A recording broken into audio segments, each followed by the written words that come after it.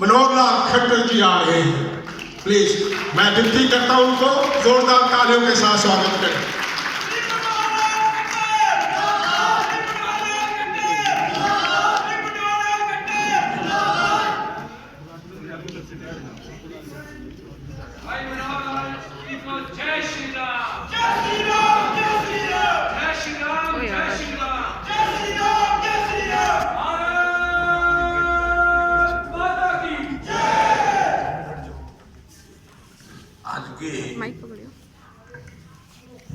इस चुनावी सभा में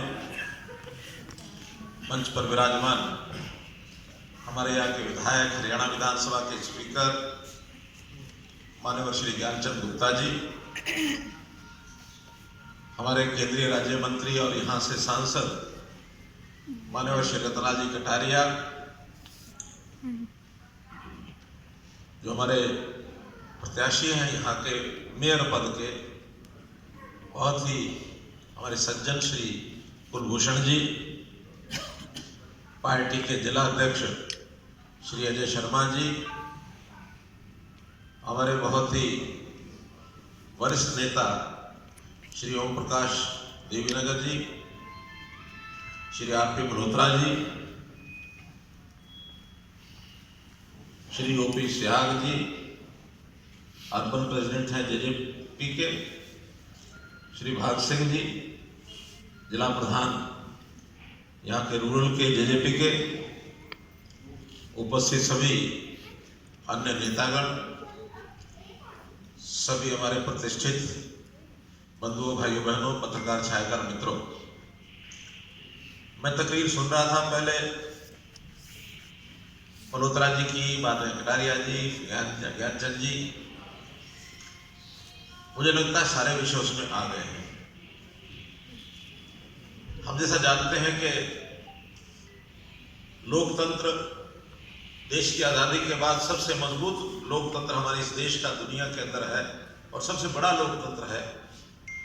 जहां फर्स्ट टायर में लोकसभा के चुनाव होते हैं, आपने श्री रतनलाल जी कटारिया को सांसद बना करके केंद्र में भेजा और परिणाम स्वरूप केंद्र में अपनी सरकार श्री नरेंद्र मोदी जी के नेतृत्व में चल रही है। ऐसे ही आपने 2019 के अक्टूबर में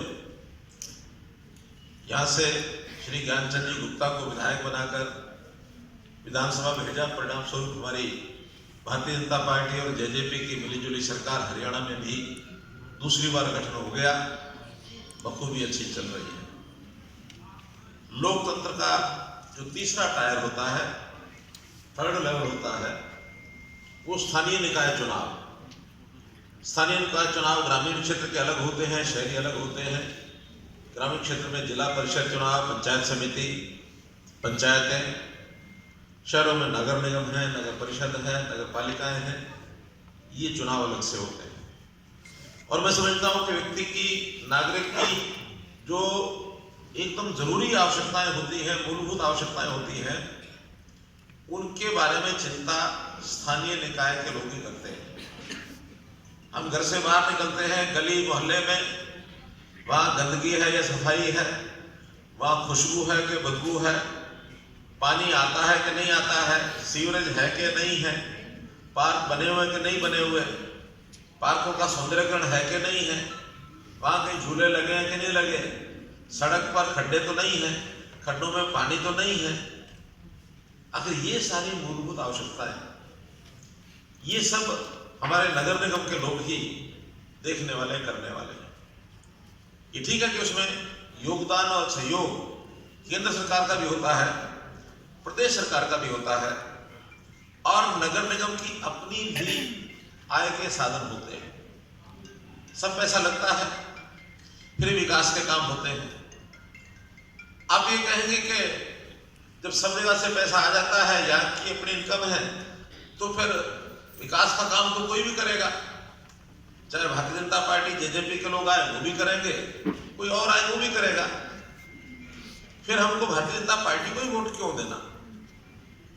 इसका जब तक आपको कोई कारण नहीं पता लगेगा, जब अपने आप को आप इस बारे में कन्विंस नहीं कर लेंगे, तब तक आप भारतीय जनता पार्टी को वोट क्यों देंगे? आपके कोई भी कारण हो, लेकिन मैं 3 कारण गिनाना चाहता हूं। 3 कारणों में सबसे पहला काम कि काम जितने पैसे में, पैसा उतना ही है। भारतीय जनता पार्टी के समय में या कांग्रेस पीछे करती रही है, कांग्रेस के भी यहाँ मेयर रहे हैं, कांग्रेस की भी पहले कभी राज्य सरकार में शासन रहा है, केंद्र सरकार में भी रहा है। उस समय में जितने काम होते थे, आज उसी पैसे में उतने ही काम होते हैं, ज्यादा होते हैं। मैं एक बात पुराने लोगों को याद कराना चाहता हूं। कांग्रेस के बहुत बड़े नेता स्वर्गीय राजीव गांधी, पूर्व प्रधानमंत्री देश के, उन्होंने एक बार कहा था अपने अधिवेशन में कि हम केंद्र से जब 1 रुपया भेजते हैं तो नीचे जाते जाते वो कितना पहुंचता? 15 पैसे। ये सबको मालूम है। और अगर हम पूछना चाहें कि आखिर आपकी क्यों सरकार ऊपर भी आपकी थी, प्रदेश में भी आपकी थी, नीचे भी आपकी थी, तो बताइए 85 पैसे जाते कहां हैं? अब उनको पता होते हुए जवाब नहीं देंगे। पता सबको है कि जो लीकेज है वो नेताओं की जेब में जाएगी, चाहे भ्रष्टाचार के रूप में, कमीशन के रूप में, दलाली के रूप में, किसी रूप में जाएगी। कमीशन चली गई, 15 पैसे रह गए, 85 पैसे नहीं लग पाए।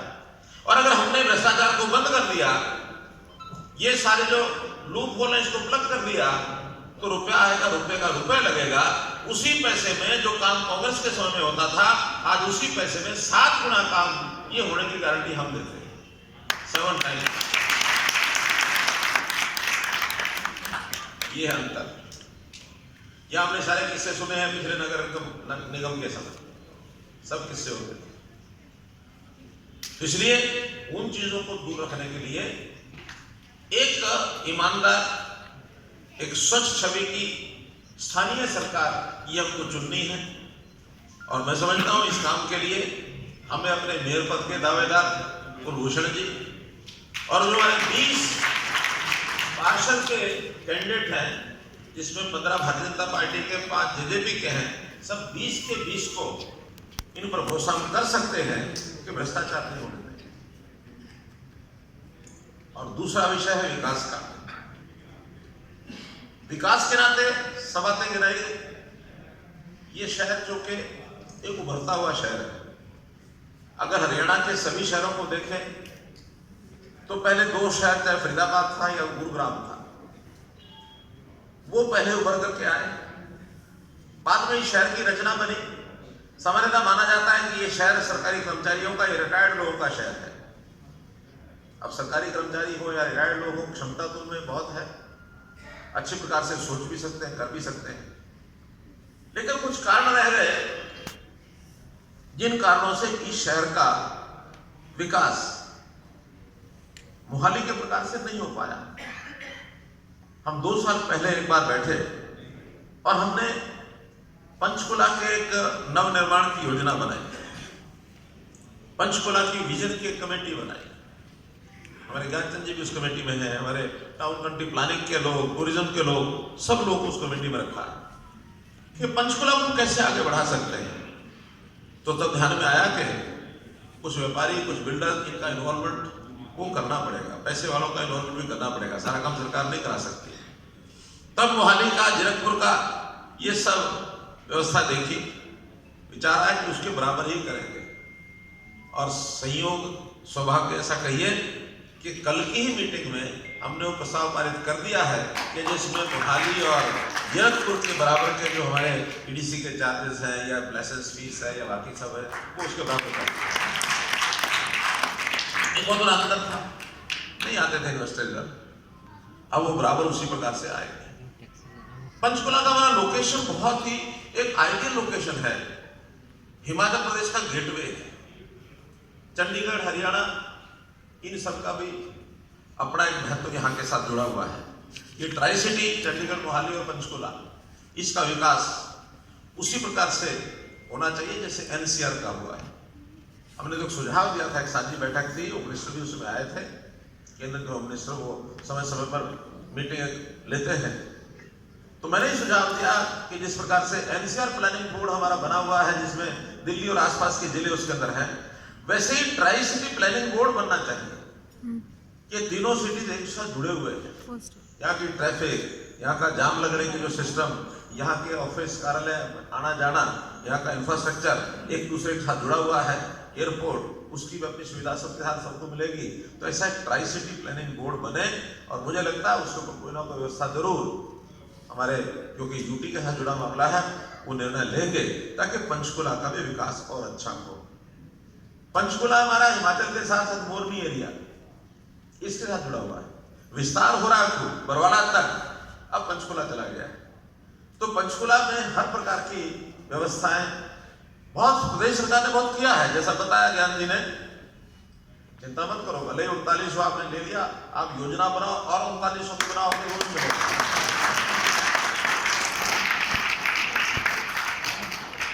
पैसे की कोई कमी नहीं है प्रदेश सरकार के पास। हम रोड़े धोने वाले लोगों में से नहीं है, पैसा नहीं है, पैसा नहीं है। पैसा सरकार के पास भी है, पैसा जनता के पास भी है। 4 योजना ऐसी बना देंगे, जनता के लोग आएंगे, पीपी मॉडल के ऊपर बना डालेंगे, सबको हिलाओ भाई, करो उपयोग। आजकल तो सिस्टम चल गए, इंफ्रास्ट्रक्चर में पीपी मॉडल आ जाता है, वही बना जाएंगे सब कुछ। लोगों को भी अपना काम मिल जाएगा, उनको भी 4 पैसे की आमदनी हो जाएगी, जनता को सुख हो जाएगा। सरकार के पास जो है सरकार लगाएगी। फिर केंद्र सरकार के बहुत से प्रोजेक्ट यहाँ बन रहे हैं, जैसे निफ्ट की बात बताई, जैसे आयुर्वेद का एम्स वो यहाँ बनने जा रहा है। इसी प्रकार के बड़े प्रोजेक्ट्स बनाने की केंद्र सरकार की ओर से भी हमको पूरी छूट है कि पंचकुला में जो आपको योजना बनानी आप बनाइए। और जहां तक स्थानीय निकाय के नाते जो विकास के काम है वो मैंने बताया, उस पर भी आधुनिक तरीके से हम काम करने के लिए, जैसे सबसे पहले गुरुग्राम को एक स्मार्ट सिटी बनाया गया, बाद में केंद्र की योजना बनी, उसमें फरीदाबाद और करनाल को स्मार्ट सिटी बनाया गया। हमने उसी समय घोषणा कर दी थी कि अगली बारी अब पंचकुला की है।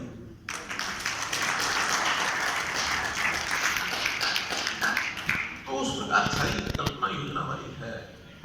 रेलवे स्टेशन का ये जो पंचकुला साइड का विकास, ये प्रिंसिपली ओके हो गया है कि पंचकुला साइड में भी रेलवे स्टेशन का वैसे ही पार्किंग इस प्रकार के बने, अंडर पास बने, इधर भी काउंटर बने, सब कुछ होता है पंचकुला के लोग उसका लाभ हो। यहाँ कुछ नाले, कुछ ड्रेन्स, पानी की निकासी, उसकी भी प्लानिंग बन गई है सारी। चाहे वो सेक्टर 7 का अपना ये नाला है, उसे पीछे ज्ञान जी ने वो सारी अपनी फाइल क्लियर करा दी। रिहेबिलिटेशन के प्रोजेक्ट वो सारे बन रहे हैं। तो इसलिए पंचकुला देखा जाए तो अब प्रदेश की आधी राजधानी पंचकुला है, इसलिए पंचकुला को उसी नाते से विकास किया जाएगा। पहला भ्रष्टाचार को समाप्त करना, दूसरा विकास। एक तीसरा विषय जो केवल कारपोरेशन से जुड़ा हुआ नहीं है, वो सब चीजों से जुड़ा हुआ है कि देश में इस डेमोक्रेसी को बचाव करने के लिए किस विचार को हमने आगे बढ़ाना है। डेमोक्रेटिक सिस्टम होता है हमारे यहाँ, एडल्ट फ्रेंचाइजी है, 18 साल के ऊपर का व्यक्ति वोट डालता है और जिधर बहुमत हो जाता है उसकी सरकार बनती है। कभी कभी तो अपने यहाँ डेमोक्रेसी इतनी मजबूत है कि पिछले नगर निगम के चुनाव में करनाल के अंदर एक वार्ड पार्षद का चुनाव, दोनों वोट बराबर आ गए, एकदम बराबर। क्या करें, चुनाव अधिकारी ने टॉस डाला और टॉस में वो भारतीय जनता पार्टी का पार्षद जीत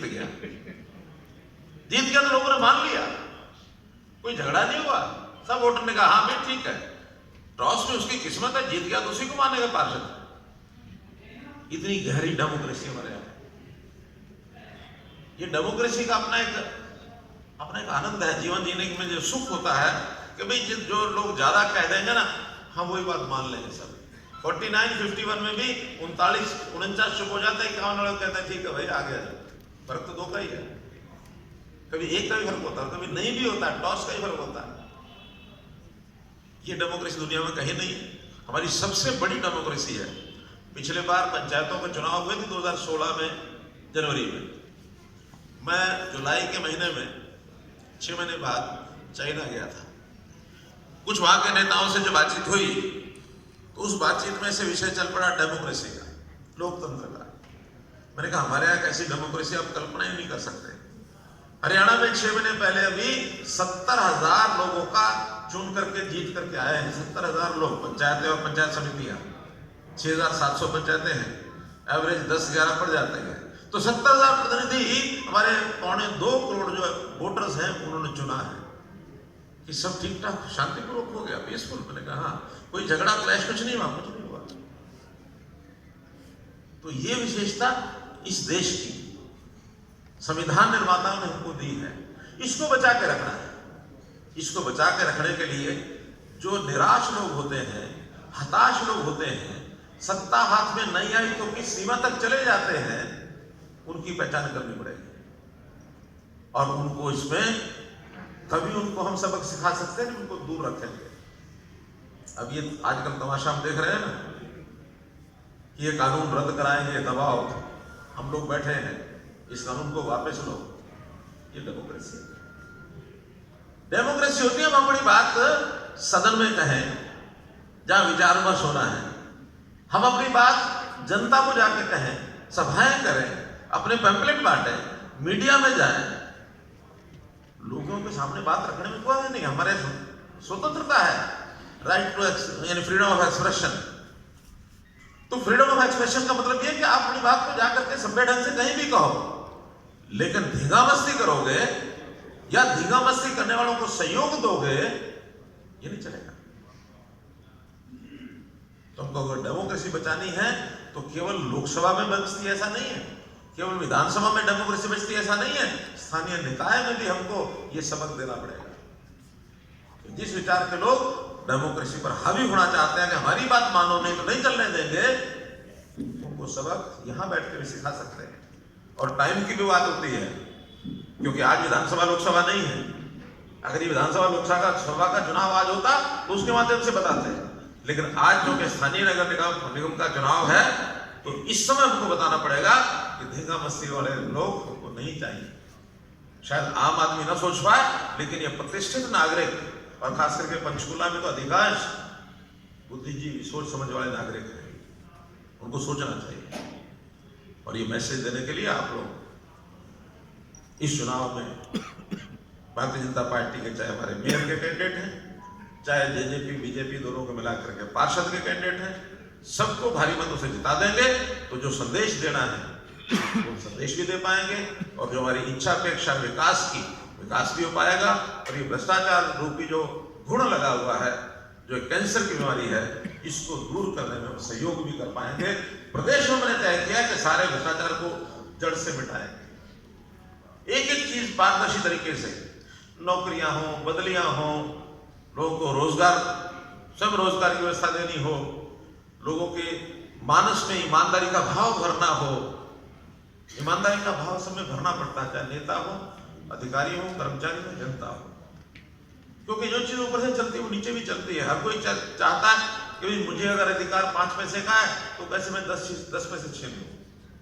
ये जनमानस में भी चीजें होती है, इसको भी ठीक करना पड़ेगा। लेकिन जब बताएंगे हम सब ऐसा कर रहे हैं, लोग कहेंगे ठीक है। अगर सब ऐसा करेंगे तो नीचे जनता का लाभ होगा। भ्रष्टाचार का सबसे बड़ा नुकसान किसी को होता है तो जो सामान्य व्यक्ति, गरीब व्यक्ति होता है, जो गली मोहल्ले में बैठा होता है, उसका नुकसान सबसे ज्यादा होता है। जब उसको ये पता लगेगा भ्रष्टाचार हम आपके लिए खत्म कर रहे हैं, आपका लाभ होगा, तब वो उस लाइन पर आ जाता, वो भी सत्यता के आधार पर आगे बढ़ेगा। इसलिए मित्रों, आज के इस चुनाव में हम लोगों को ये सारी बातें ध्यान रखनी है, और विकास के नाते हमारा शहर अच्छा शहर बने। बाद में ये न कहना कि हमको बताया नहीं था, हम तो बताने के लिए आए हैं, करना आपने है। आप अगर हमारी बात मानोगे तो आपकी जो आवश्यकताएं हैं हम उसको पूरा करेंगे। एक विचार की सरकार होगी तो आधी रात को भी आपकी ओर से कोई डिमांड आएगी, कोई विकास की बात आएगी, उसे और पूरा करेंगे। बहुत बहुत धन्यवाद, बहुत बहुत आभार।